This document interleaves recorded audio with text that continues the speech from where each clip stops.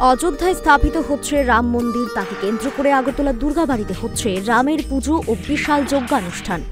মুখ্যমন্ত্রী ডাক্তার মানিক সাহা, আগরতলা পুর নিগমের মেয়র দীপক মজুমদার, মুখ্য সচিব এবং রাজ্য পুলিশের ডিজিপি সহ অন্যান্য আধিকারিকরা সাংবাদিকদের সঙ্গে কথা বলতে গিয়ে মুখ্যমন্ত্রী বলেন, ভারতবর্ষ সোমবার রামময় হয়ে গেছে। রাজত্বের কথা আমরা সবসময় বলি, এখন মনে হচ্ছে সারা দেশে রাম রাজত্বের অধ্যায় আবার নতুনভাবে শুরু হবে।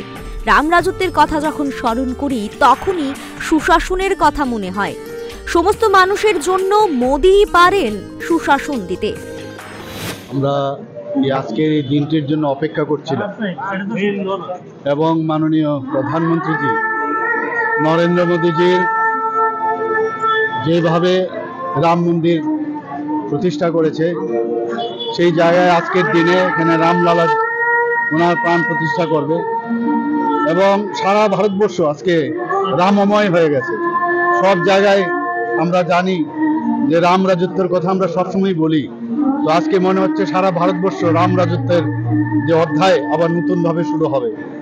এবং সুশাসন কাকে বলে, একমাত্র রাম রাজত্বের কথা যদি আমরা স্মরণ করি তখনই মনে হয়। এবং মাননীয় প্রধানমন্ত্রীজিও চাইছেন যে সুশাসন সমস্ত মানুষের জন্য যেন দিতে পারেন উনি। সারা দেশ আজ রামময়। রাম মন্দির উদ্বোধন, রামের মূর্তি প্রতিষ্ঠা এবং রামের গৃহপ্রবেশের উন্মাদনা দেশ জুড়ে। সারা দেশের সমস্ত রাস্তা যেন আজ অযোধ্যায় গিয়ে জুড়েছে। রাম রাজত্ব আবার ফিরে আসুক, দেশবাসী এটাই দেখতে চাইছে। প্রধানমন্ত্রী, রাজ্যের মুখ্যমন্ত্রী, এমনকি সমস্ত মন্ত্রী, নেতা সবাই বলছেন রাম রাজত্বের কথা। সময়ই বলে দেবে আজকের কথাই কি আসল কথা নাকি কথার কথা। Bureau report, Times 24। গ্যাস, অম্বল, গলা বুক জ্বালা ও পেটের অন্যান্য সমস্যার থেকে সুরক্ষিত থাকতে ব্যবহার করুন গ্যাসনল। অরিও ফার্মা, 5 দশক ধরে মানুষের ভরসা।